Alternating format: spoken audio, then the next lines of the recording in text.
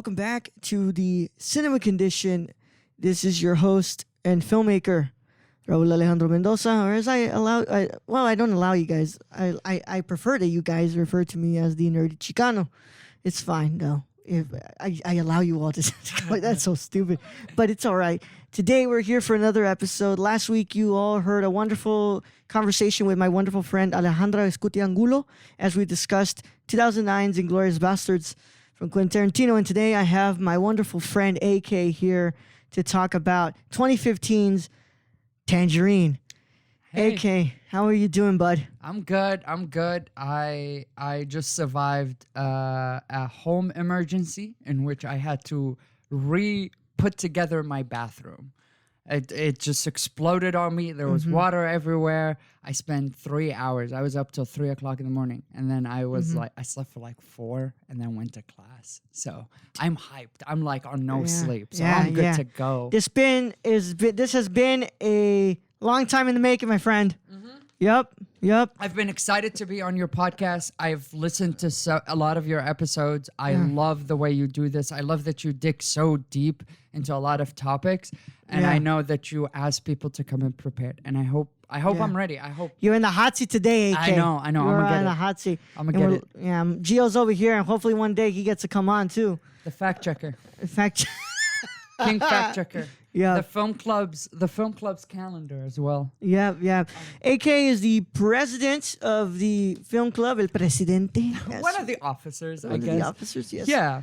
Presidente AK. He is the part of the film club here. Wait, are you actually not the president? Who's the president? We don't have a president anymore. Technically, according to the university, according to Gio, actually, who just submitted my papers recently, I am the primary officer of the club. But really, we like to operate as like a collective body that kind of decides things.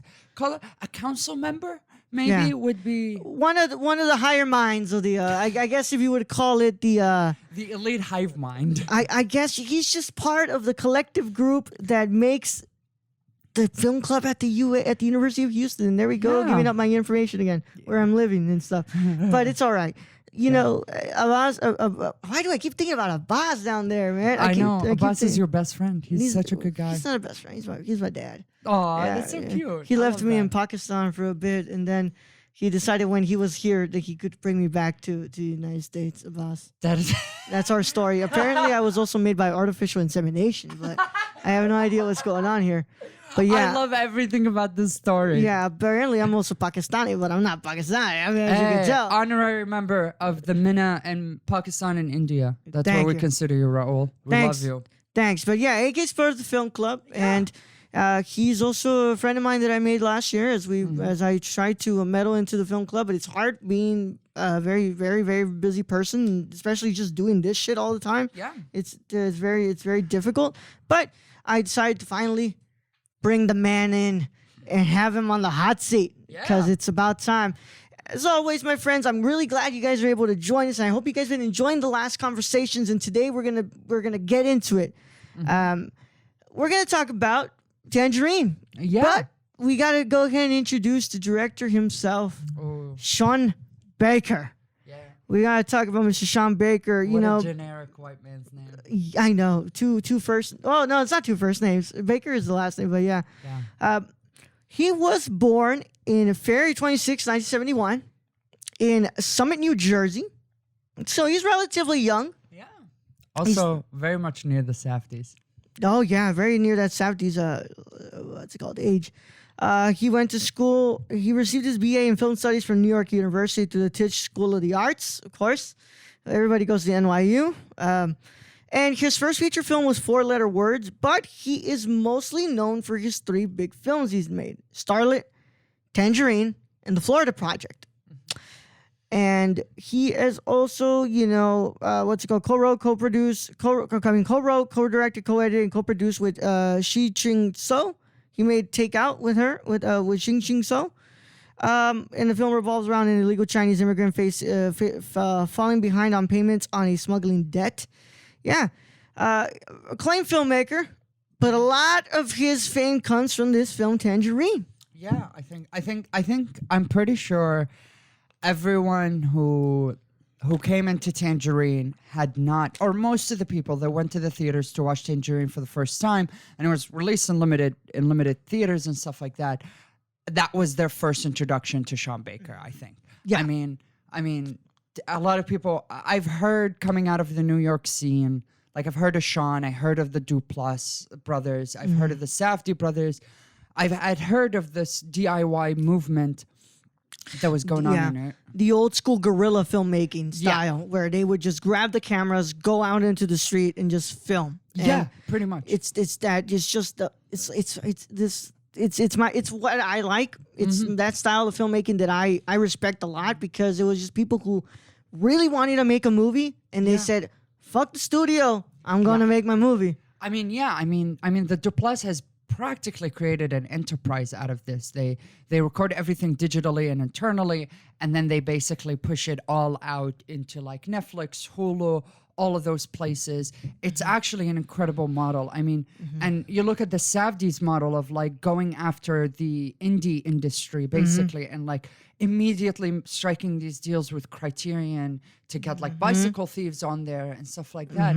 And so it's like, a lot of these guys are very intelligent, and they come from an extremely passionate community that's inside of that New Jersey, New York area. Yeah. And I think Shawn is like the quietest of that crew, but he is, that's something you mentioned about reading his prior to Starlet, right? Starlet, yeah. Yeah, prior to Starlet, he made a film about a Chinese immigrant. He's in Tangerine. He made a film about trans people. In the Florida Project, he was talking about race relations. I mean, Shawn Baker is genuinely one of the best examples we have right now of a white director, or a director who doesn't come from a particular like minority race, who tells minority stories really well. In a time when we're having movies like Waves and Watchmen and stuff like that, stuff that is coming across as a little bit more problematic because of who the showrunners or the creators of those processes are. So Shawn is really good at that.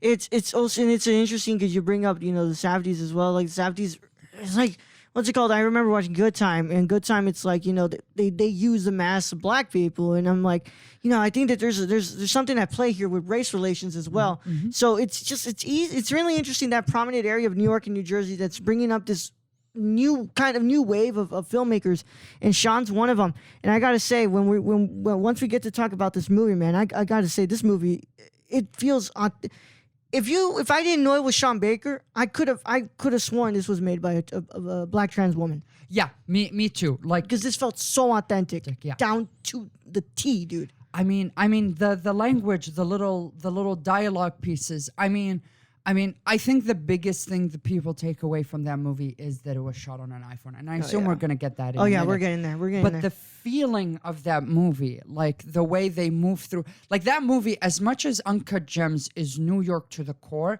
this movie is hot Los Angeles.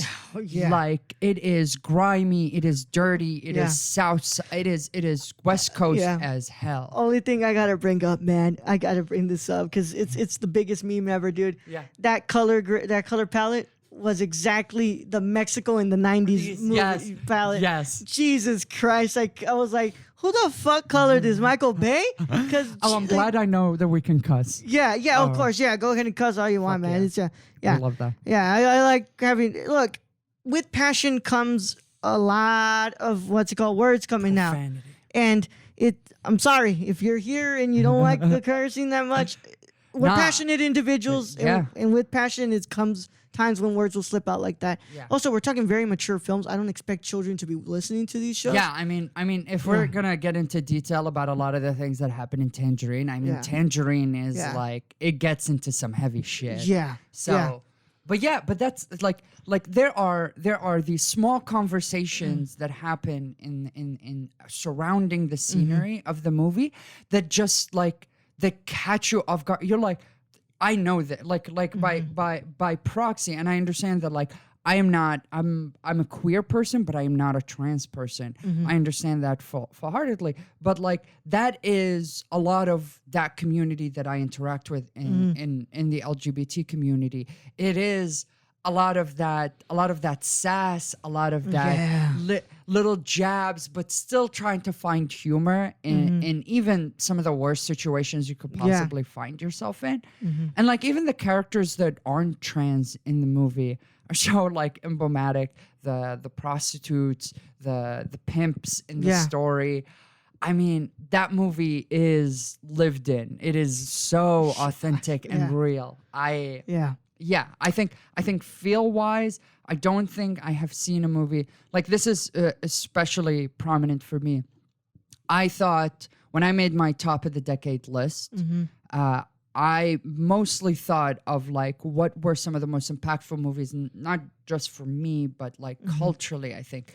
And I don't think Tangerine should ever be left off a list of like one of the most culturally impactful films of the last decade. Well, now that I finally watched it, I could 100% agree with you. So I wanted to ask, what was your first experience watching Tangerine? So why'd you choose this film? So it's interesting. 2015 rolls around, and I am kind of just starting my university career, just starting doing a lot of that stuff, just starting to get out of a really bad place in my life. It's really weird that I'm mentioning a lot of this, but it is kind of important. I got into for a while there. I got into this. I didn't know at the time it was called DIY filmmaking, but I had found a bunch of Safdie brothers short films and movies on YouTube and stuff like that, and watched them and was really fascinated by them and fascinated by a lot of the gimmicks that they were doing. They were filming on like old Super 8s. Oh yeah. And like they were cutting film like by themselves. The way they were writing scripts, they would improvise. Like Benny would leave parts of the script empty so he'd have his cast like improvise. They would hire like their friends who were improv actors to come in. And I was so fascinated by this idea.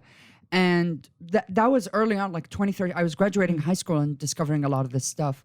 But then I heard that Steven Soderbergh, this is really funny. I heard that Steven Soderbergh had made a horror movie filmed entirely on an iPhone.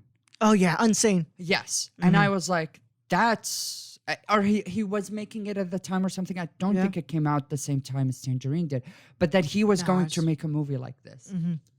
And so around 2015, 2016, I got into this idea of like, why are you making a movie on an iPhone? Like, what is this? Yeah.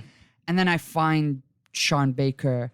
I found this movie. It was running in limited release in the theaters around my town. I had to go to to River Oaks to watch it for the first time, or it was Regal. I can't remember. But it was sitting in that theater. I mean, it was somewhat uncomfortable because of a lot of the things that happened in that movie. Oh yeah.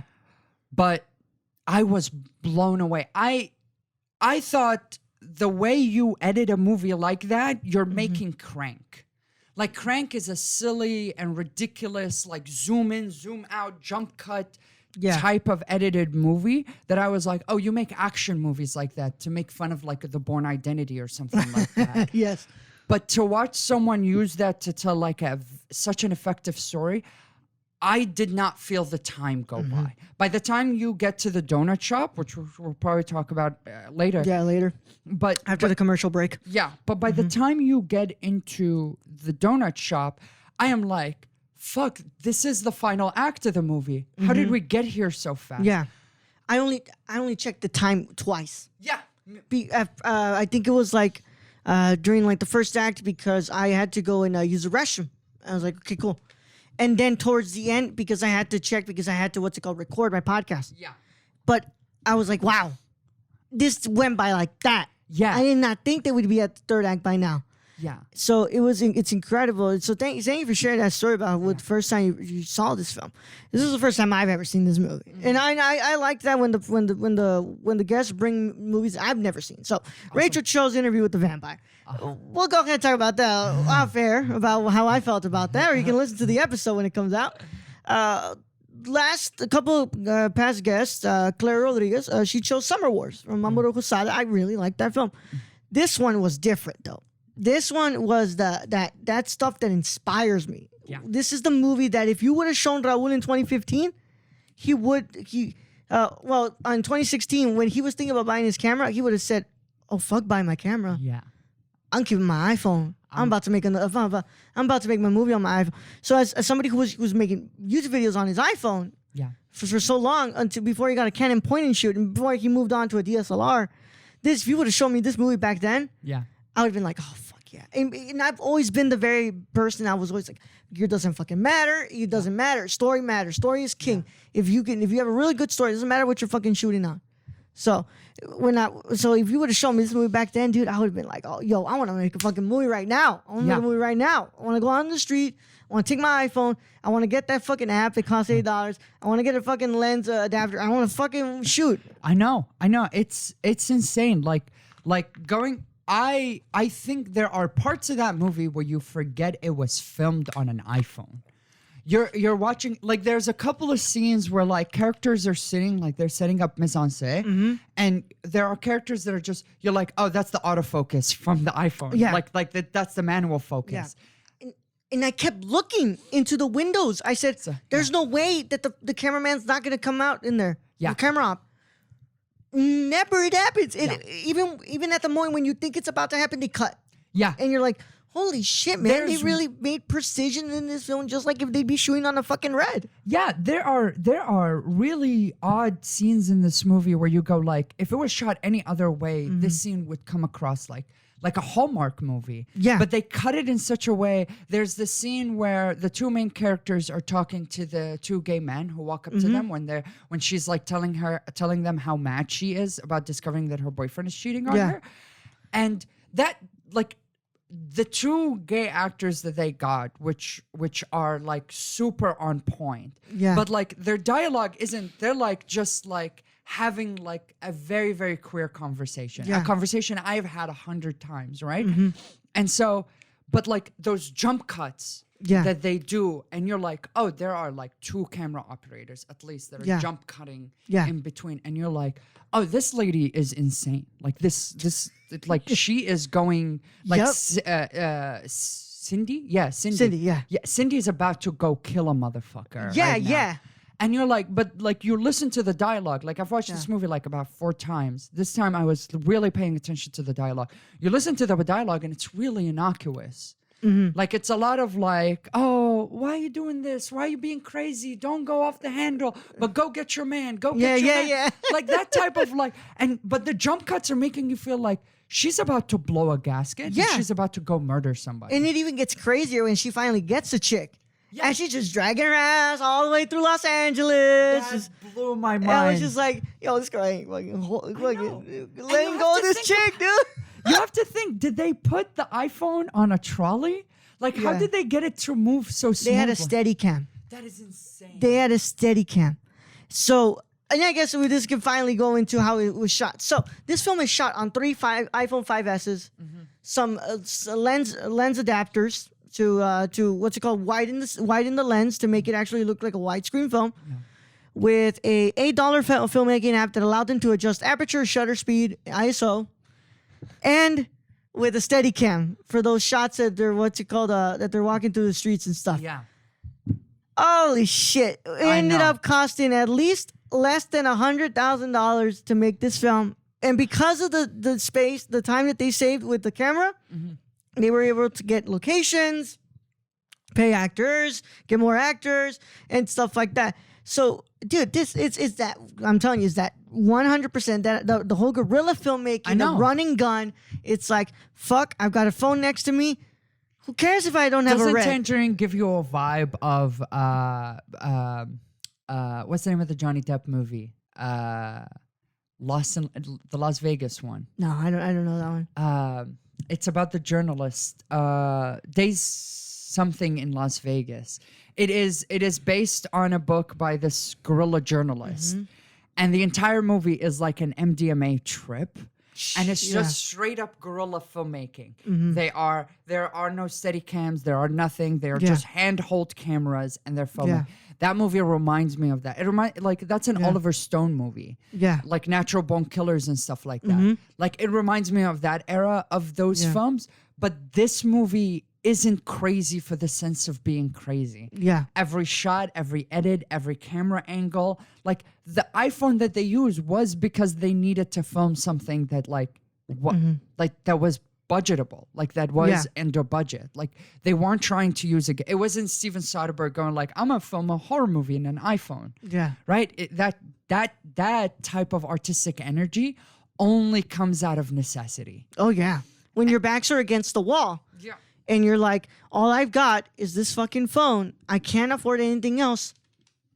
Fuck it. Yeah. We're going for it. You see that every actor in that movie is trying to make a name for themselves. Oh yeah. Like yeah. every actor and actress in that film is going, Yeah. they're not going too ham, but they know their characters so well. Yeah. I mean, Alexandria is probably one of the most salient and Yeah. like, Alexandra's my favorite performance in this film. yeah. Oh my god. Talk about heartbreak. Like it's know. heartbreaking seeing the stuff that she's going through. Yeah. And like what you're saying, it's like, because when I watch this film, I see it as like, this could either be the greatest fucking success ever, or this could be the biggest mistake of a career. Yeah. And all those actresses, they're doing their damn hardest job to make sure that they give the best performance they can, because they don't know if this is the last time they can act in a film. Yeah. Yeah. You don't get that many opportunities. You don't get to have your film be run and led by two strong trans women Yeah. like that. Yeah. Two that are very clearly about it, totally in it. And so, like, those opportunities don't exist that much. And they deserve so many more roles. Oh yeah. And they don't deserve to be typecast as like, they need to be like, I want, when Knives Out 2 comes out, I want one of them to be in that movie. Like, that's the that'd be- type of stuff I want. That'd be so fucking badass. I know, right? Yeah. Because like, Each of them were just like so into their characters, absolutely so just digging deep into it, and like they're never offbeat. They were never offbeat. They're just constantly on fire the whole time, and you're just waiting for like, okay, what's Cindy about to do next? What crazy shit is Cindy about to do next? And then it's completely juxtaposed when you see Alexandria at the bar, like almost alone at the bar, and it's like you're like, oh shit. yeah. There's this other part of this woman that I don't know. I know. There's this heartbreaking part about being a trans woman, and here's this other part that people always kind of typecast into the community itself, being the very hot-headed, very exotic-looking name and stuff, like all that. It's wild, man. It's fucking Yeah, movies. actually, that's a great point you bring up. I mean, the movie is genuinely two halves, like two stories being told. Like you have all the scenes with Cindy where she is like, there's one almost one singular the quiet moments with Cindy is when pretty much she's doing math. Or she's on meth. That's the only quiet times we get with Cindy. But even one moment where she is not frantically, she's sitting on a bus bench and the camera cuts back and forth in front of her and behind her, in front of her and behind her. And you're going like, this must be what's inside of her head right now. Oh, yeah. Like when she says fuck it and the music blares. Because remember, what did she say? I've got $2 in my bank. I got $2 left. Yeah. I just got out of jail, and I find out that my man was fucking cheating. And then you're to find out that that's your fiance, her fiance. Yeah.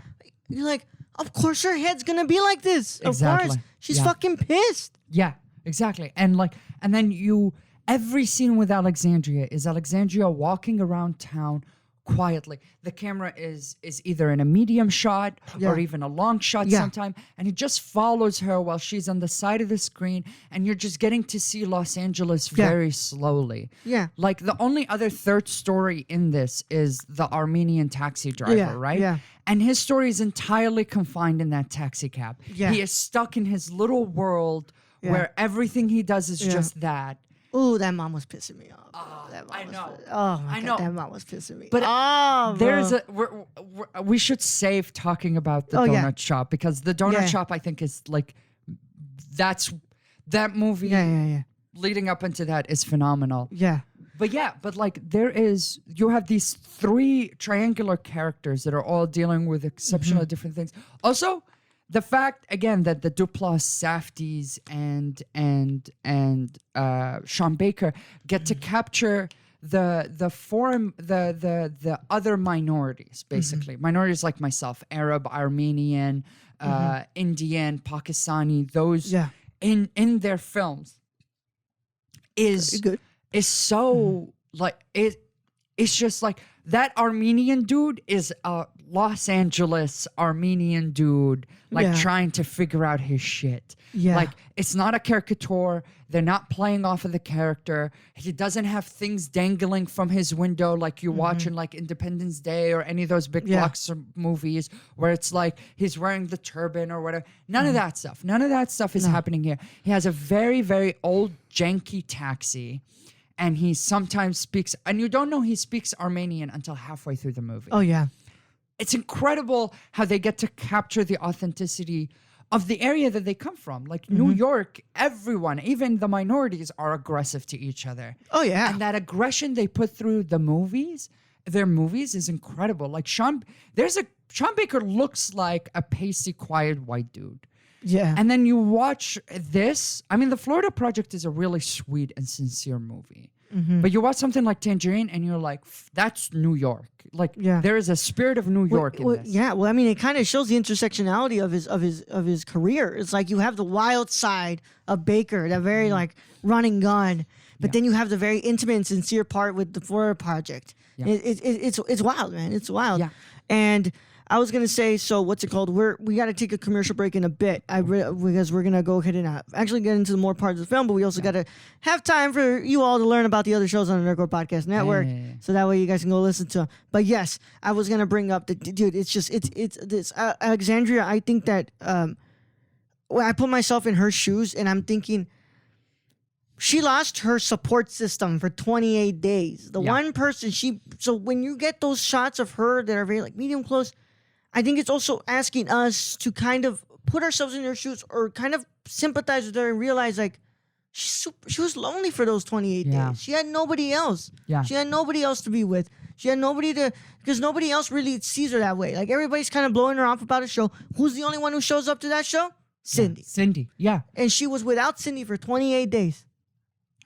And for 28 days, who only have for people who only have a friend that is that close to them, who loves them that much, 28 days could feel like a fucking eternity. It's true. So it's at the same time, not only is Alexandria battling with this guilt that she has to hide from Cindy, but she's also have to fight with the idea that I lost my support system for 28 days and I had nobody else to really lean on.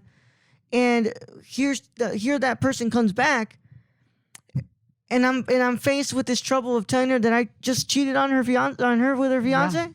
Yeah, I mean, you bring up a really good point because there's one scene that happens in the middle of the movie that is supposed to be comical. Alexandria gets in the car with this fucking dude who's asking her to jerk him off. Yeah. And she is like, no, I don't want to do it because like you're not paying me enough and all that stuff. And then he's like, it's not working. Give me my money back. And she's like, no, I'm keeping this money. And then they get into this prolonged fight where they end up in front of this cop car. And then the gist of this is like, it's a really funny bit in which she beat the living shit out of him. Like his shirt is ripped. He's screaming at her going, save me from her and whatever. And then the cop comes out and says a really simple, like it's a throwaway line for her. She doesn't even pay attention to them. She's like, do we want to go our separate ways or do we want to call our families for bail? And like Alexandria with no pause, no nothing. What family? What family? Exactly. Yeah, exactly. And so, yeah, you're absolutely right about that. It's like she has nobody. She has nothing, and she needs Cindy with her. Yeah. The only family she's got is chasing a chick who just cheated on her fiance with her. For her to know that she's holding back guilt of doing the same thing to Cindy. Yeah. It's God, that movie. That movie is so. There are so many moments in that movie where that juxtaposition comes to stark reality. I mean, you have this is the last bit, I guess, because we probably have to. But there is that scene of Alexandria singing and the purity of her voice, while literally like Cindy is like I'm going to pay attention with all my power. Yeah. But then as soon as that song is over, she's like, let's go do math. Really quick. And it doesn't mean that Cindy's a bad person. It just shows that like their relationship is so pure for each other. Yeah. But they are literally complete opposite personalities. Yeah. Like Alexandria is looking for love and support. and Cindy to a certain extent is looking for the same thing, but Alexandria is looking for it tenderly, while Cindy is looking for passion, for someone to go to bat for her. And it also reflects on the part where she fucks up her wig, right? And she gives her the wig, and you start seeing those shades of gray of Alexandria and Cindy, how different people they are. So we'll be continuing our conversation on Tangerine when we come back after this commercial break. So don't stay strapped, guys. Stay strapped. No, stay strapped to your seat, my friends. Yeah. But when we come back, we'll be continuing our conversation on Tangerine. Yeah, excited to. Hey, I'm Raul Mendoza, and this is Jabril Newton. And we are the hosts of High Flyer Radio. And finally, pro wrestling has come back to the Nerdcore podcast feed in the form of a show hosted by Jabril and I. And we talk about everything and anything in the pro wrestling world on Mondays at 3 p.m. Central Standard Time. Nothing's off limits. Whatever you guys want to talk about, it is from AEW to SmackDown to Raw to NXT. Nothing's off the table. We can talk about it. We're going to talk all about it. And if you can get it a day early, you should go to the www.patreon.com/thenerdcore and pledge to the tiers on there so you can get this show and a lot of shows days early before anybody else gets to hear it. But enough talking about it. We'll go ahead and see you there at the Squared Circle. Oh, yeah. Don't tap out. Tune in. Hey guys, this is Brad, aka Young Yoda. Raul said I had to make an ad, so that's what I'm doing. It's supposed to be for Unstructured, but as you guys know, you can freaking catch me everywhere when it comes to this podcast feed. You can find me on the Nerd Cores, on Gamer Cores, on Nerdy Chicanos sometimes when I get lost. But for this particular one, I want you guys to go check out Unstructured. The Raul gave me free reign to do whatever I want to do. I don't know what he was thinking.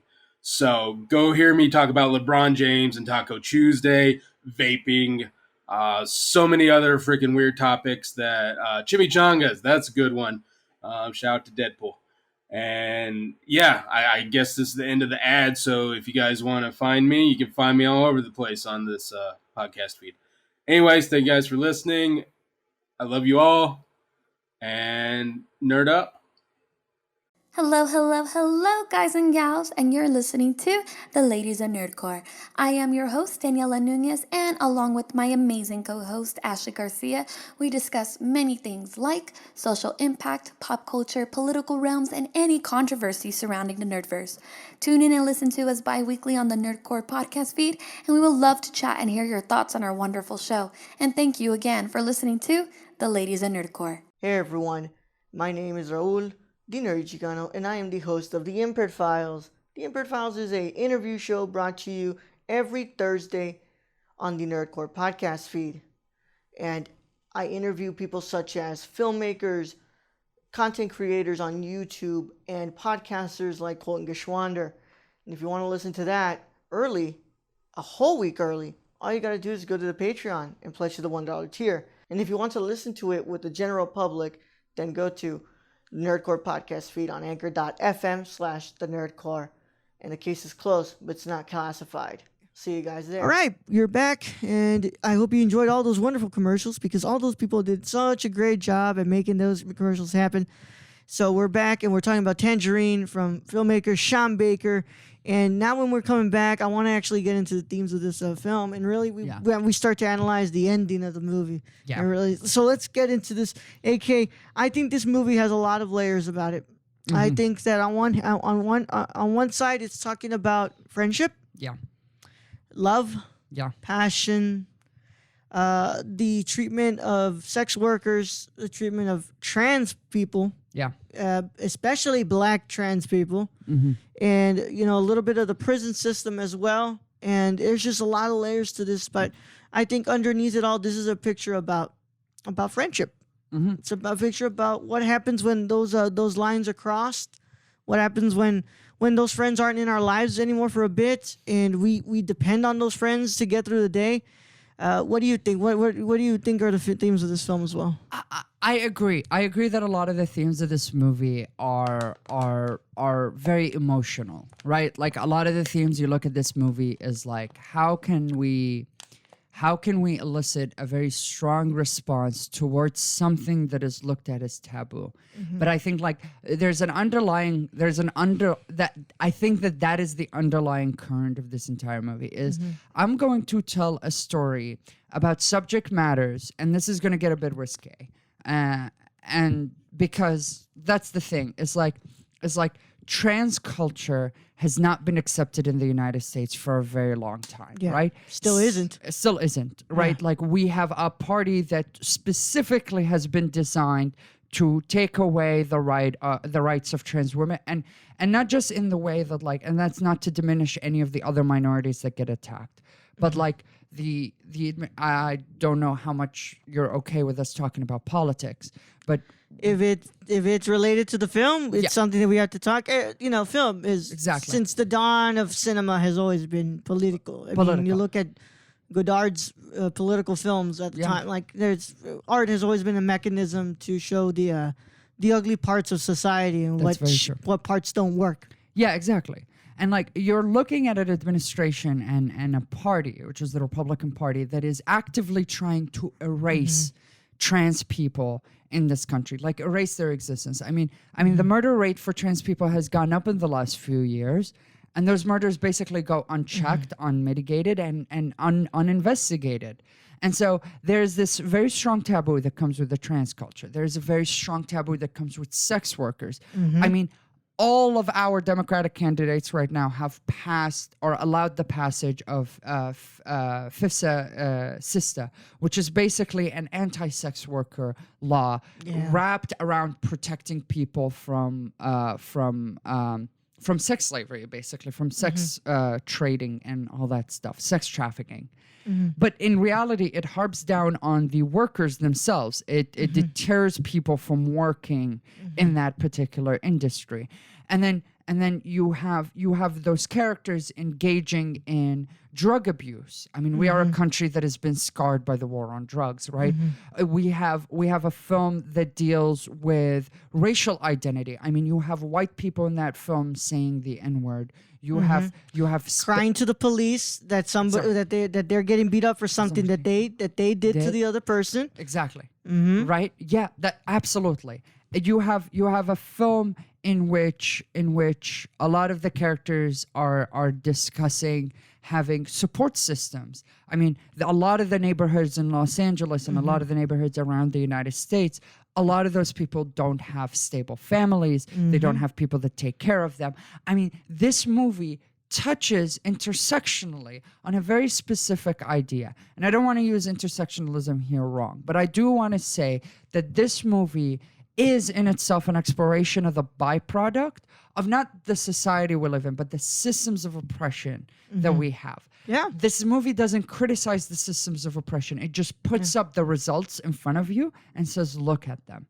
If we respect trans people more, if we respect sex workers more, if we abolish the war on drugs, if we do all of those things, we wouldn't have these people, we wouldn't have people out here, innocent people, genuinely sweethearted people who care about their friendships. They might be mean, they might be angry. I mean, there's a lot of scenes in that movie where, because when you're working class, when you're in that lower class of people, you're always on your, as GR fact checker here, which told me that the movie we were talking about is Fear and Loathing in Las Vegas, by the way, the Johnny Depp movie. He articulates it always so perfectly. He talked about the idea of being on your back foot. Yeah. You're always on your back. edge. Yes. You're always on edge. Yes. Because we never know when the moment comes where it just everything shifts. Yeah. And you're like, holy shit, I've got rent's coming up. Where am I going to get that money from? Or just those moments when you're outside, what's it called? I can't relate to this, but just probably being an unarmed black man outside in the street, walking at night, and you're constantly on edge, like, this might be the night where I end up in a Facebook video. Exactly. I mean, there are little things in that movie. Every whether it's as the movie describes them. I mean, this is a direct quote from the movie Fish, which is like cisgendered people, or you are trans. If you're in on the street, there are little things that they do, like put the money on the dashboard, right? Yeah. Like we have to have clear a clear verbal contract on what we're about to do here, right? We also have to go to a place where I feel comfortable to perform the act, because remember there was like I can't remember, Markiv, I think was his name. He's like, am I not here on the streets? Like, oh no, the streets are way too busy right now. Let's go ahead and go to like this alley. And he was okay with it. He was like, oh yeah, all right, cool. Yeah, no, I get you. And but there was the other one. He was like, oh, I don't want to do it. I think he was telling that the white guy, what's it called? Alexandria was telling the white guy, like, he goes right here out to the corner, and it's like, like I don't want to do it here. No, fuck it, you're gonna do it right here. Yeah, exactly. And so it's a lot of like little touches of like, look how much these people have to look out for themselves, how much they have to have systems of protection with themselves, how like, I mean, well, way at the end of not the donut scene, but after the donut scene, you have that scene where like Cindy is exhausted. Everything has, all her guards are down. And she doesn't check who the car that's picking her up is. Yeah. And then she immediately gets attacked, right? She gets thrown at her a cup full of piss.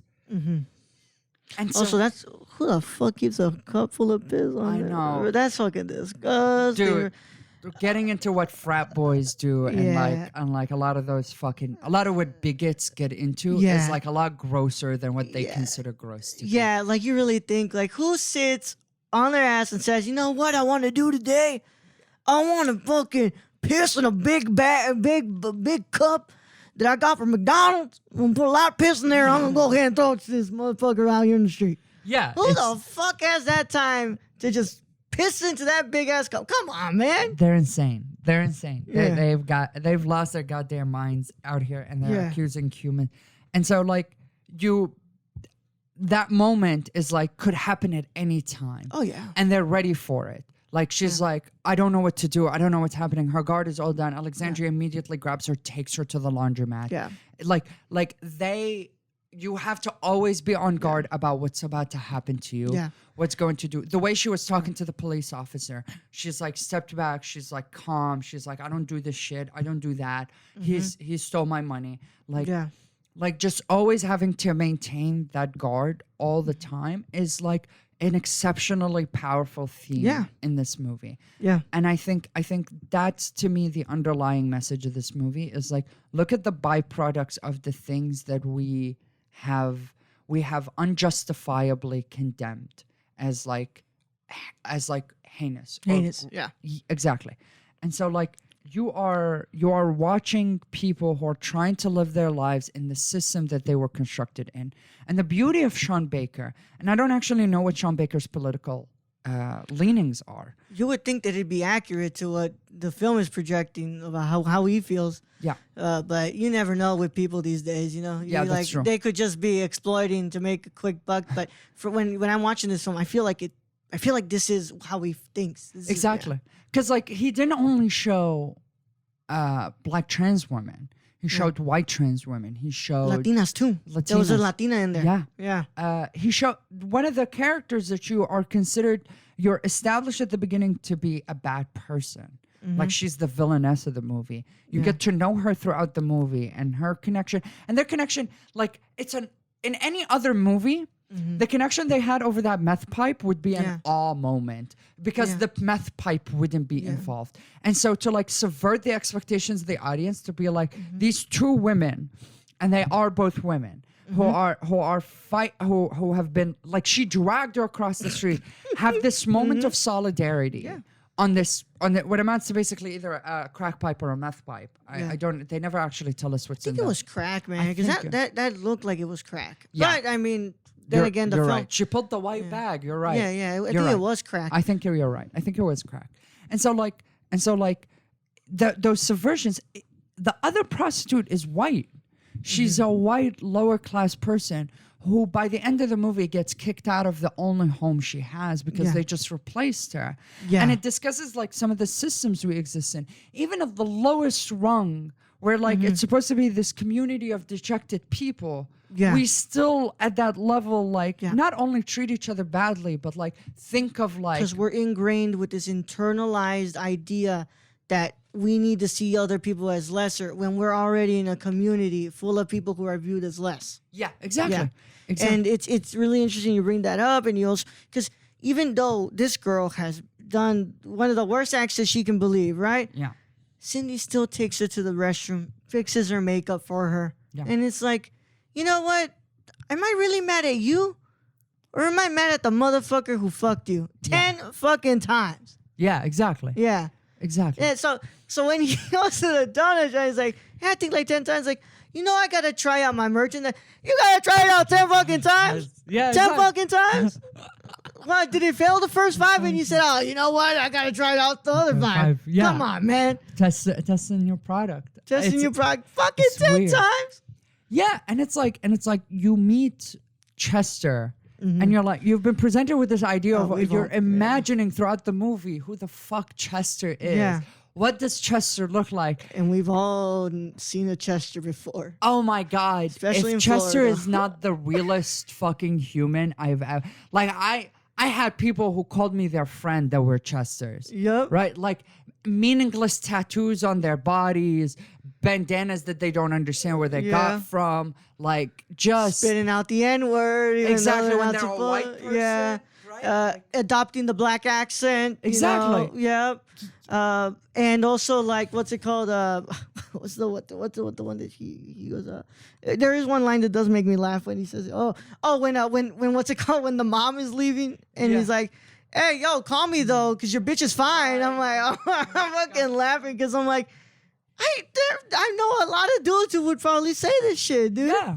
Like Yeah. Chester is one of the realest like depictions of dudes I've probably seen. And a lot of people will probably think it's a joke, but like, dude, riffraff No. exists. Like Riff stuff like yes, Riff Raff is this. Fuck, Miley Cyrus for a bit was that. Yeah. Exactly. So it's not a bit for a lot of these people, right? And so and you're like, of course, this derpy fucking idiot motherfucker runs a successful racketeering and prostitution business in the city of Los Angeles. Of course he would. Yeah. Of course. Because he's a piece of shit, right? Yeah. Like, it's incredible. The little things that this movie does. For Baker to abandon a lot of his pride and a lot of the things that he probably grew up with, a lot of the indoctrination he grew up with, and I mean indoctrination as in like, hey, there's a blue eye and a pink eye, like the stuff we've now grown up to learn about what it means to be male versus what it means to be a female, right? And so and for him to break away from all those prejudices and allow his characters to speak for themselves is I wouldn't be surprised if we looked at that script, which goddamn it deserved a Best Original Script nomination. But like, if we look at that script, I think a lot of it would be like improvised. Oh yeah. And I think if we looked at a majority of that cast, because I've not looked at that cast in a long time, I think you would find a lot of them do trans and drag shows to a certain extent, right? I believe he did cast from a drag. If I was reading correctly, and I can go ahead and look right now, but I'm pretty sure he did cast what's it called? People from shows. Yeah, I wouldn't be surprised because those they know how to perform and they know how to improv really well and like create like scenes that are so fucking just out of this world absurd. And so I genuinely think that like if we looked at that script, we would find a lot of improvisation and a lot of parts where he's allowed his characters to speak for themselves and like have very real conversations with themselves. Yeah, so it says here, Baker and Burgach met transgender actresses Maya Taylor and Kitana Kiki Rodriguez, who had no major acting experience at a Los Angeles LGBT center in 2013. Yeah. So he really did go the most authentic route, and he goes like, I'm not about to get fucking Scarlett Johansson to fucking play a fucking trans woman. I'm gonna go straight you don't know. into the fucking belly of Raul. the beast. You don't know. Scarlett might have been one of the palm trees in Los Angeles. You really don't know. You never know. Yeah. You never know. She's a really good. She really blends into everything. Yeah, Yeah, of she's- course. She's a method actress. But yeah, he went straight into the belly of the beast Yeah. and cast it within the community Yeah. And to me, it reflects it, and I think that's why I say that this film is as authentic as it can get, especially for somebody who doesn't know the community all that well. Even though I have trans friends, haven't caught haven't caught up with a lot of them in a long time, but I'm telling you, this feels really, really authentic. And for some reason, I feel like this movie could have been set in Florida as well. Yeah. Could have been set in New York, and you still have kind of the It could have same. been set in Dallas. Dallas, yeah.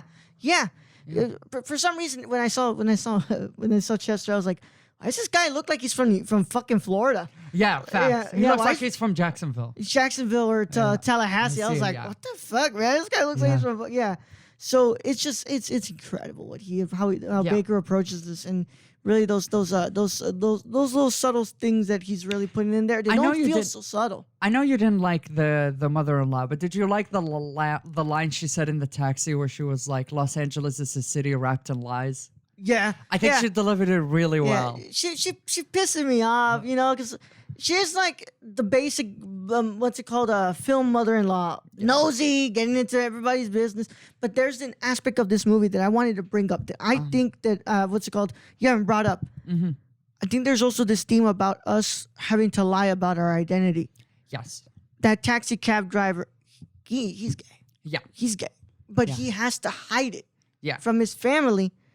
And his wife knows. Even though his wife knows, and she's okay with it. It's like, you bring the money, you're taking care of us. Who the fuck cares? Like, I'd rather stay alive.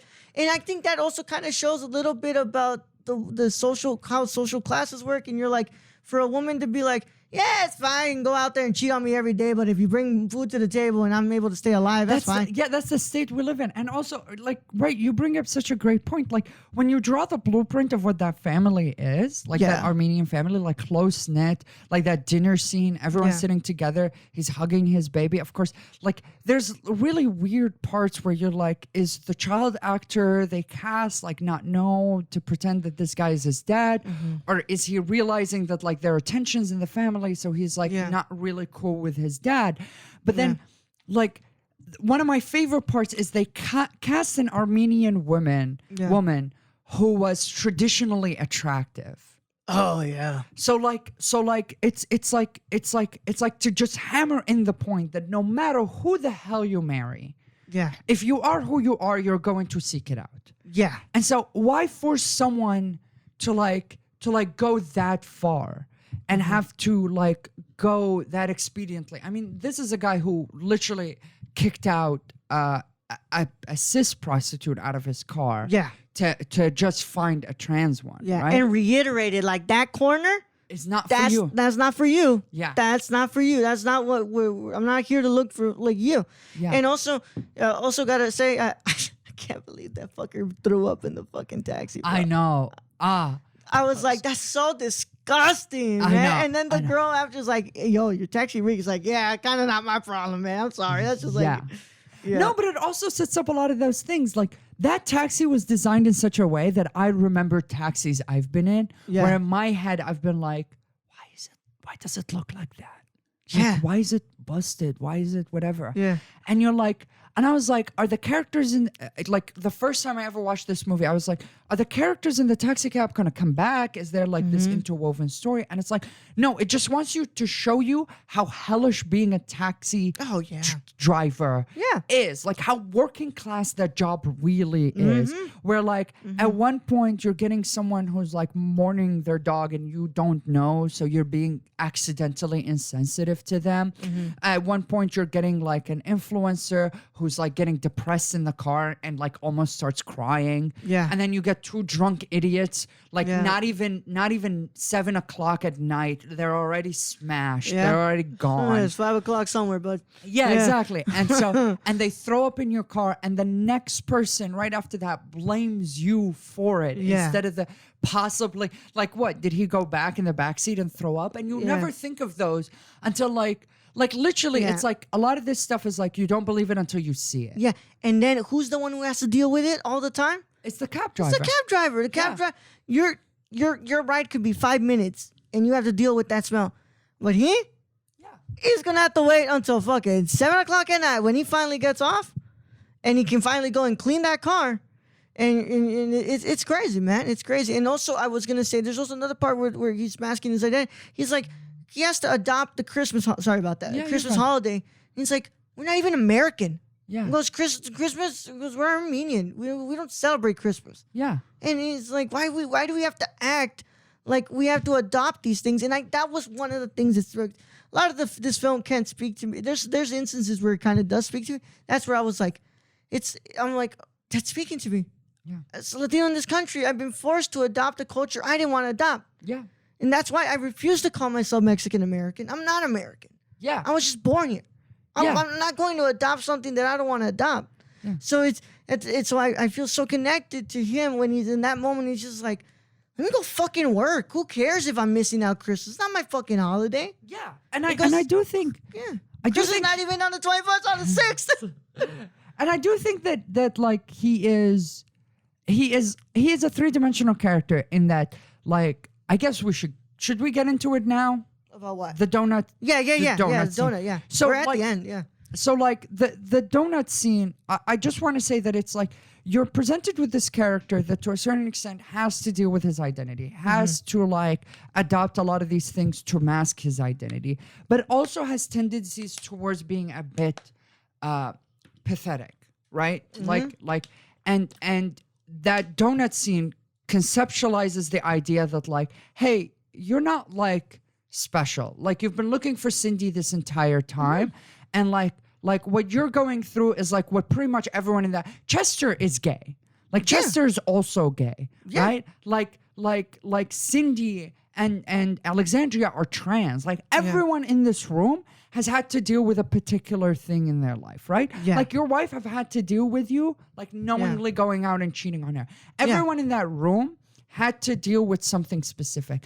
And then I love how the movie waited until the end to show me that like even the white girl that was sitting in the room was dealing with some shit. Oh, yeah. But that scene, the way they built up to everything, I mean, the mystery of who Chester is, we've spent about 40 minutes of the movie with Cindy and the white girl.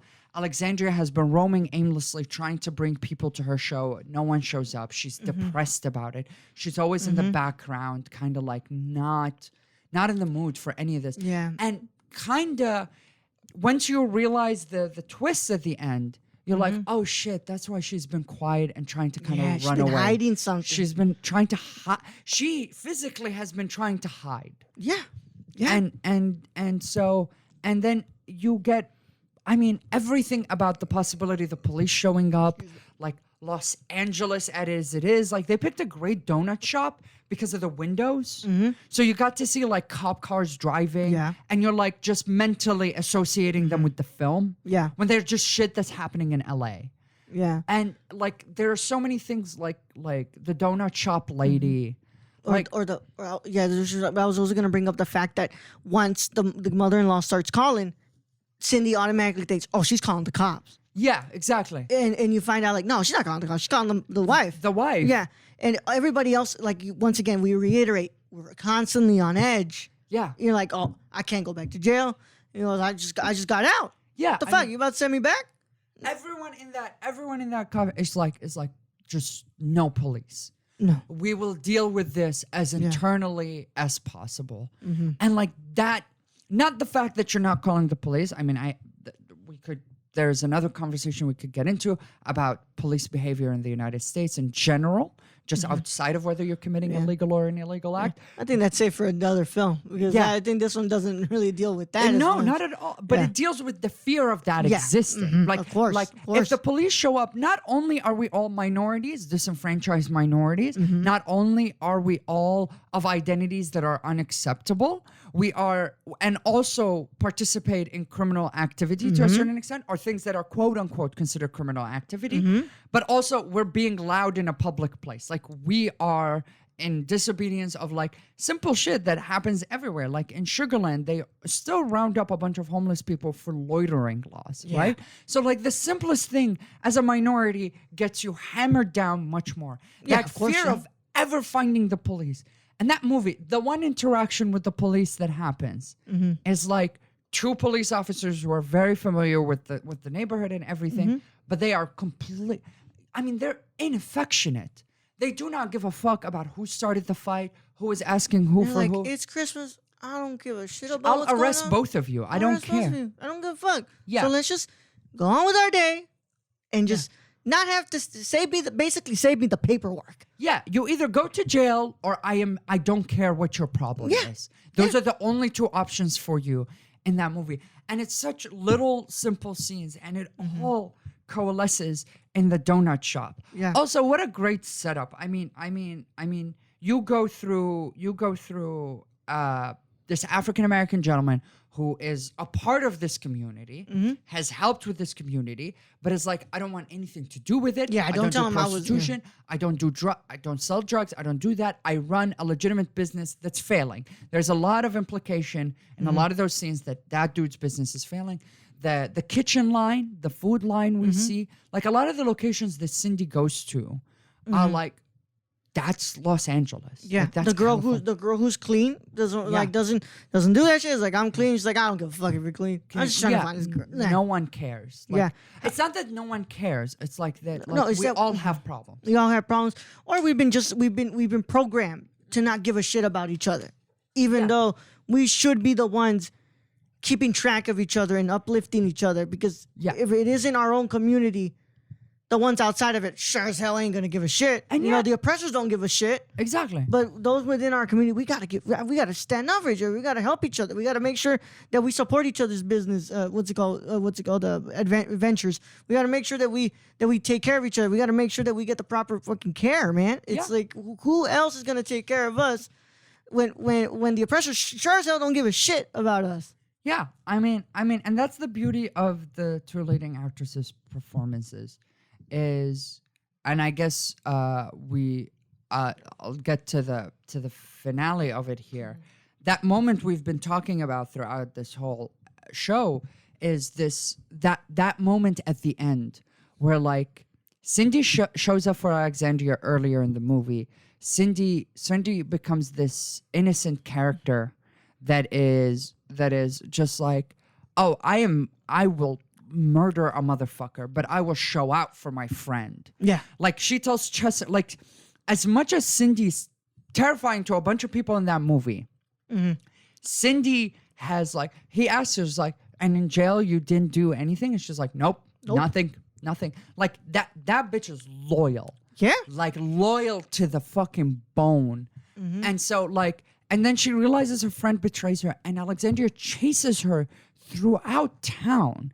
Like that sequence lasts for a minute. Like it's not easy. It's not like, it goes on.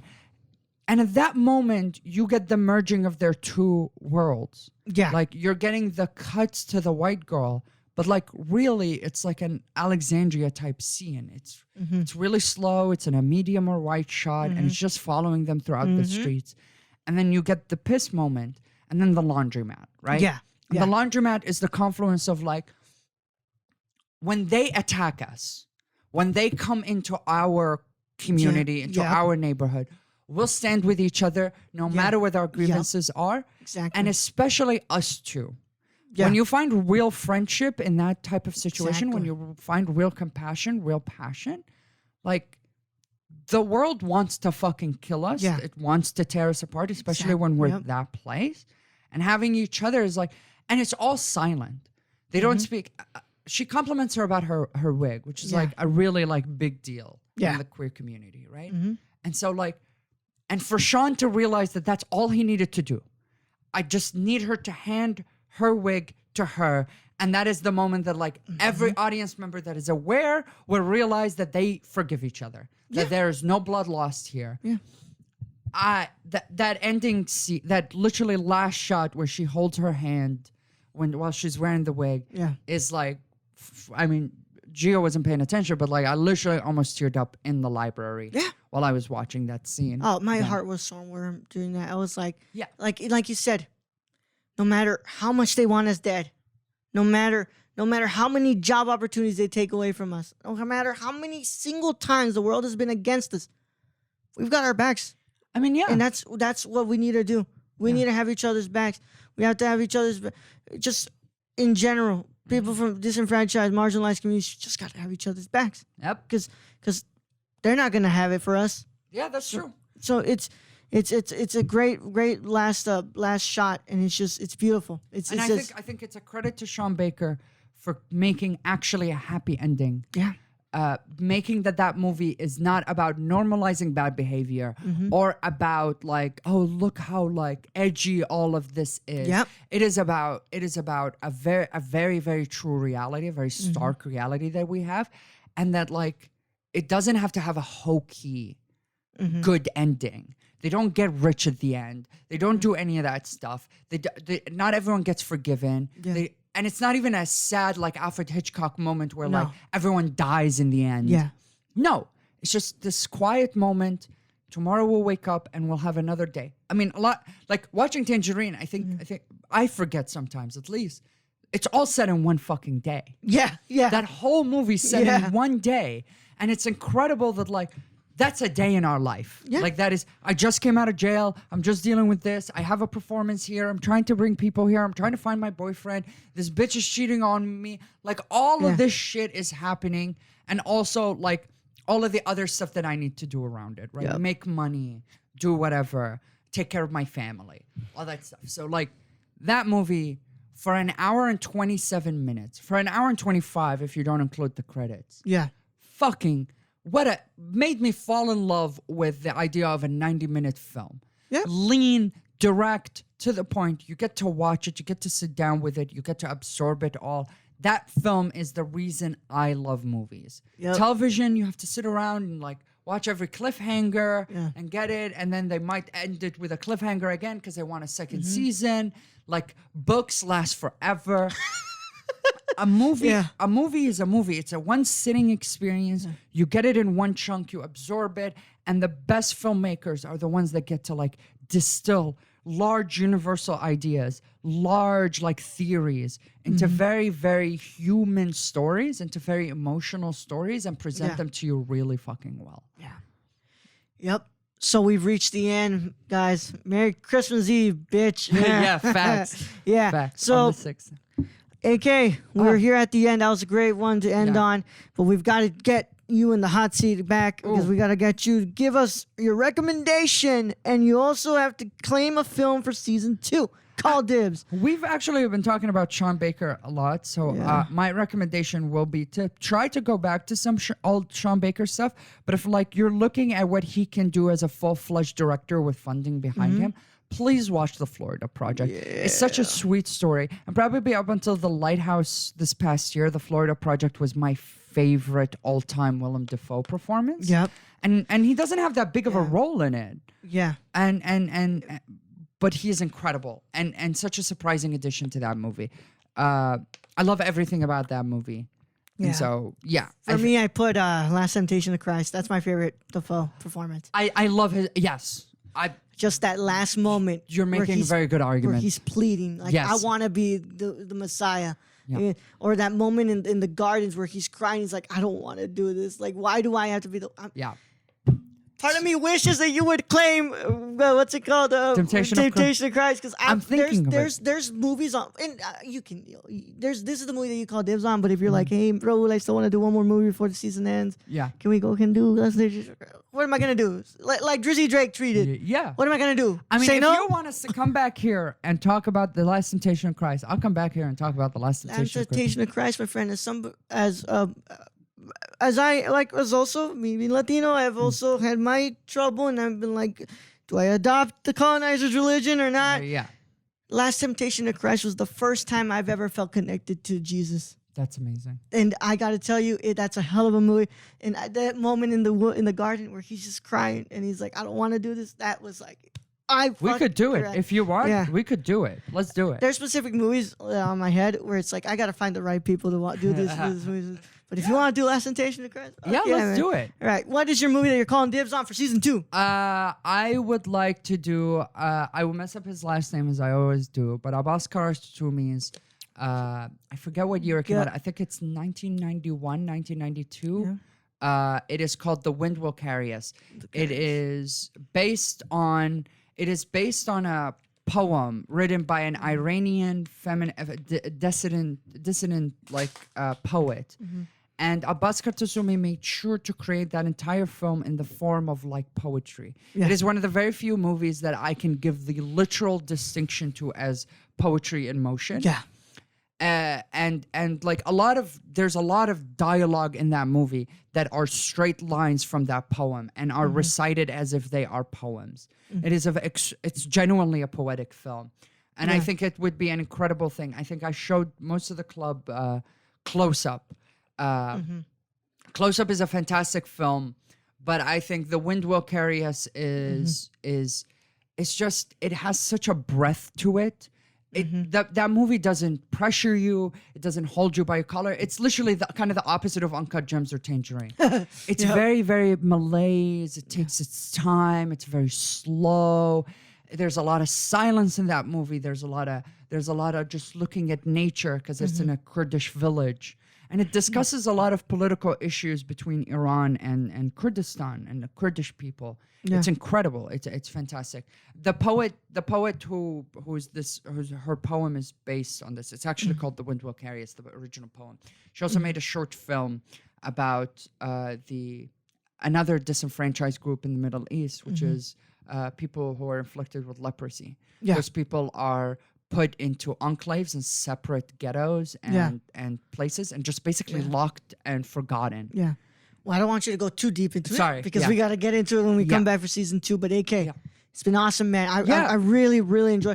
Before we go ahead and get out of here, you are a podcaster. I want you to fucking plug that podcast in here. Tell us where they can find you on the internet. So I used to make a collection of podcasts, but I've decided that was too much. So I wanted to condense them all into a revamp of my political podcast called The Never Good Enough Podcast, a leftist podcast. But over the years, I've been making that podcast for 3 years. It's been revamped a couple of times. Now I'm going to do a new revamp. But this time I want to bring on people as interesting as Raul, as interesting as some of the people that I've met at the university and stuff like that, to just sit down with me and talk about things that they are interested in, about stories, about stuff that they've encountered in their life. I want to hear what people genuinely care about. It will still have politics. It will still talk about film. It will still talk about video games and stuff like that. I mean, we have a set of episodes set for talking just about Smash Bros. So I want it to be a podcast about people coming in and having conversations with each other and telling stories, because I find that to be extremely impactful. And so it's called The Never Good Enough Podcast. I think the next episode we're going to put up, which is going to be sometime this week, it'll be the first episode of the revamp. It will still be a political episode. It would just have a very rotating set of guests and stuff like that come on it. I do have cast members. You'll get introduced to them if you listen to the podcast, but we will have new people coming on very shortly. So look for it. Go online. Look for it. Follow us. There'll be a Twitter page and an Instagram page and a Facebook page going up soon. I will post about it. Follow me on all socials at AK AL-Moumen, AKALMOUMEN. So you could find any new updates that I have. Appreciate you, Raul. Thank you so much for having me. This was fucking fun as shit. Yeah. I loved it. Yeah, thanks, bro. Hey, and for those of you who are listening to this, make sure that you guys also check out the other shows on the Nerdcore Podcast Network. This is his own feed, but we have another feed full of like 6 shows. You know, if you're a fan of a bunch of friends just sitting back, shooting the shit and just talking shit the whole time, the Nerdcore Live Show is your show for you, guys. An hour and a half show where literally 30 minutes is only devoted to the actual topic and the rest is just movie commentary and fart jokes. So that's how it works here, guys. But there's other shows on the feed, but go and check it out. One of my favorites is the Ladies of Nerdcore. You know, a lot of the world through the woman's eyes, but especially 2 Latinas. Yeah. And I love that show, and I can't wait for you guys to go and check it out. So go check it out. Anchor.fm/thenerdcore. I also want to add that me and another film club member on campus, Charlie, we started a radio show that goes live every Tuesday from 12 to 1. It is called In the Cut, where we discuss the Houston film and art scene.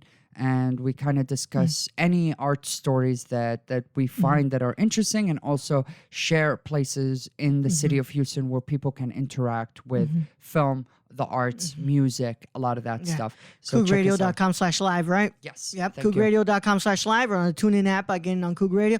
So just go ahead and guys going to do that and just go and help out AK over here. He's a great guy and Appreciate you. I want him back. I'm gonna get him back. Yeah, of and I'm course. looking at you, Gio. You're coming on too.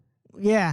So with that being said, guys, also check out thenerdcore.com for all my written reviews. I've got 3 reviews being written at the moment. I got my Portrait of a Lady on Fire review, my Uncut Gems review, and my beautiful piece about why I love Cinema Paradiso. That movie is amazing. I love that film, and I'm writing a piece about why I think it's the most timeless film ever.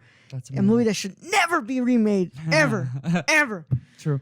And you know, there's not much ramblings going on about that movie being remade, but I just want to reiterate with that piece. So with that being said, guys, it's been a really fun time here at the Cinema Condition. I don't know. Oh, next episode will be Akira Kurosawa's Ikiru, and I will be inviting my wonderful co-host, the young Yoda, the bearded old fuck, Bradley Simmons. He's coming on, and we're going to talk about Ikiru. Amazing. I fucking love that movie. It's so good. It's Talk about a movie that makes me fucking cry like a bitch, man. Bad. So with that being said, guys, hope you guys have a wonderful day. You guys come back, watch a movie, do whatever you want. I still don't have an outro for this, but watch Florida Project and watch Ikaru. Watch Ikaru. Yes, please. Watch all Akira Kurosawa movies. Yeah, I need to get a part on the site where it actually has a link to where you can purchase a lot of these movies, and also you can find Florida. I don't know about Florida Project, but you can definitely find Tangerine on Hulu. Yeah, that's where I watched it. So see you guys later, and Merry Christmas Eve, bitch. Bye. All right, man. That was